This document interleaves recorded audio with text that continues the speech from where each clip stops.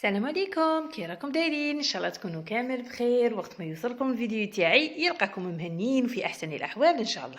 قبل ما نبداو نشوفوا الفيديو تاعنا تاع اليوم، نصلوا ونسلموا على الحبيب المصطفى عليه افضل الصلاه وافضل التسليم. كما راكم تشوفوا الوصفه تاع اليوم هي وصفه الصابلي تاع السنيوه، يجي اكثر من رائع. هاد الايامات راني دخلت لكم غير وصفات اللي ساهله تخبطوها في سنيوه وتوجدوا فطوركم ولا قهوتكم في وقفه. انا هكا نبغي الوصفات البسيطه السهله، خاصه في الفصل هذا تاع الشتاء. النهار قصير نبغوا نوجدوا فطور اكسبريس ونبغوا نوجدوا حيه للقهوه في نفس الوقت.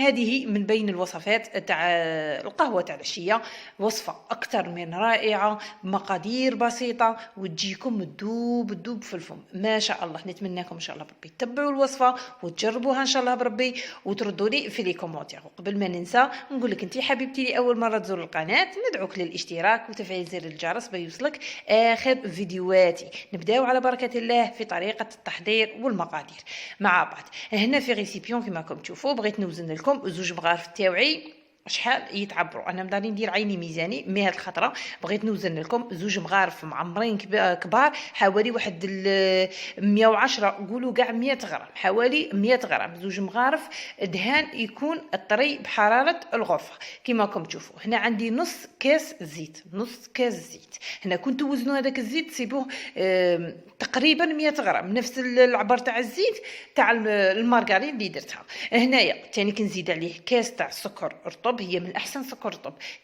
تنجمي تستعملي السكر العادي مي يفرق في الذوق، هي من احسن السكر الرطب. كما راكم تشوفوا انا درت مغرف صغيره، حوالي انا عبرت بهذيك المغرف مي مغرف صغيره تاع لافاني. فوالا هنايا نبدا نخدم معي بالفوي جيست قد ما هكا تولينا كي اون بوماد. هذا مكان قلت لكم ما فيهش تعب ويجي ما شاء الله. فوالا كنبدا نحرك مليح بالفوي تاعي، وكي يكون الدهان تاعنا طري ما غاديش يغبننا. هنا عندي زوج حبات بيض كاملين، زوج حبات بيض بالصفار بالبياض، نديرهم على الخليط ونزيد نخلط كذلك. وهنا حبيباتي ما تنساوش الرشه تاع الملح، دائما نوصيكم نقولكم في الكيكات والحلويات لازم هذيك الرشه تاع الملح والله تفرق ودير واحد الفرق ما شاء الله. فوالا هنا نبدا ندير بالفوي تاعي نخبط فيها مليح مليح. قلت لكم عيب بالفوي وتخدمي، بغيتي ما تخدميش بالفوي بيدك كذلك عادي ويجي ما شاء الله. فوالا هنا بعد لي خلطت مليح نزيد نص كاس مايزينا. هنا المايزينا حوالي واحد 3 مغارف هكا تاع مايزينا، تنجمي ديريهم تنجمي تستغناي عليهم. انا شحال من خطره كي ما تكونش عندي المايزينا ما نديرش وتجي بنفس الهشاشه وتجي ما شاء الله. هنا عندي كيس تاع خميره من وزن 10 غرام. دائما تقولوا لي حبيباتي على تقولي الوزن، نقول لكم حبيباتي نبغي نقول لكم لاخاطش كاين اللي فيها 9 غرام كاين اللي فيها 10 غرام، كل باكيت تاع خميره وشحال فيها. فوالا هنايا المكون السحري اللي غادي يعطيك واحد الصابلي واحد الذوق اللي دوقه عندك يقول لك الوصفه لاخاطش يجي ما شاء الله. زوج مغارف تاع كونفيتور، هذا الكونفيتور تاع مربى المشماش عادي انا مداري نديره في الكيكات وكاع ان شاء الله بربي اليامات الجايين. ديجا راكم طلبتوا مني الوصفات تاع الكيكات اليوميه، ندير لكم الكيك اليومي السحري. عندي بلاطو كبير نخبط فيه كيكه يوميه تجي ما شاء الله. تبعوني الايامات الجايه غادي نحطها لحبيباتي.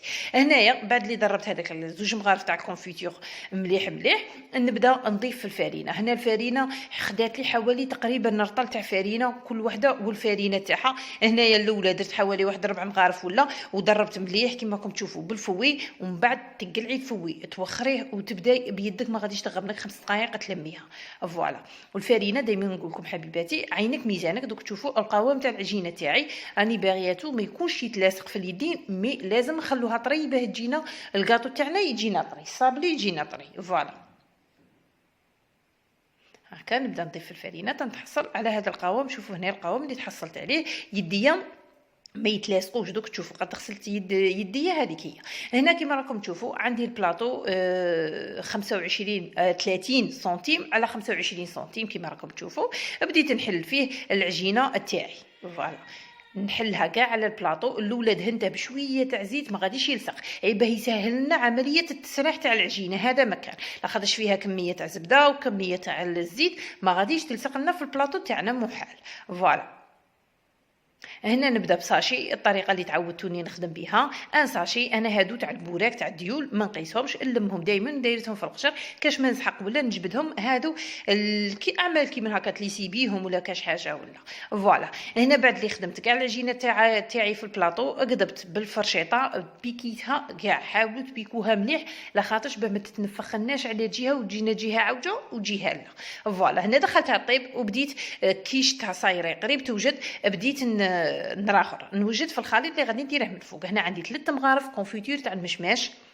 فوالا هي من الاحسن تخدمي بتاع المشماش يجي الذوق تاعه ما شاء الله، واختاري نوعيه شابه. هنايا انوا دو بوغ حوالي هكا كيما راكم تشوفوا ماشي حاجه، حوالي واحد نص مغرف صغيره تاع قهوه هذا مكان. هنايا نديرو فوق النار ونخليت هذوك هنا الكونفيتور تاعي شوفوا كي راه مع هذيك الدهان تاعي تيطلق. دوك تشوفوا كي القوام اللي راني باغيتو، شوفوا هنايا يولي كلي مايه كيما راكم تشوفوا. هنا في هذه المرحله عندي كاوكاو ايفيلي، كان عندك كاوكاو ايفيلي ديري ولا لوز ايفيلي اللي كان عندك. فوالا انا شحال من خطره تاني كي نكون اللوز الكاوكاو هكا هكا مطحون كيما تاع اللي خدمنا به التاليه تاع هذوك الكعكات نخدم به عادي، مي يجي الكاوكاو المورق يجي احسن من هذاك المطحون ومدشش. هنا حوالي واحد الكاس هكا استعملت تاع كاوكاو كيما راكم تشوفوا، والكاطو تاعنا في ما جبدته وهي حاميه. نبدا نفرغ هذاك الخليط تاع الكسموه تاعي. فوالا نبدا نفرغ هذيك الخليط تاع اللي خدمناه تاع الكونفيتور والكاوكاو ايفيلي. فوالا نحاول نسرحه كاع على السطح تاع الكاطو تاعنا.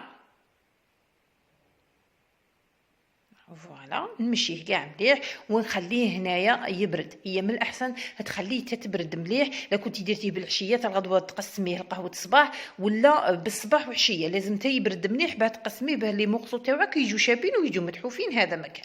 هنا يشوفوا بعد لي برد الكاطو تاعي وكاع قدمته على هذا الشكل. تقطعيه مكعبات ولا معينات مقروطات ولا كيما بغيتي يجي ما شاء الله. هنا زينته بنص حبيبه تاع سيريس كونفيت، تنجمي ديري له شوكولا هكا مخطوطه من فوق، تنجمي تقدميه عادي بدون تزيين كيما هكا يجي اكثر من رائع كيما راكم تشوفوا. هنا بغيت نحل لكم حبيبه تشوفوا معايا القوام تاعها كي جا تجي ما شاء الله. فوالا شوفوا الحبيبه تاعي تذوب وتتفتت وتجي مرمل واحد الصابلي ما عندي ما نقول لكم.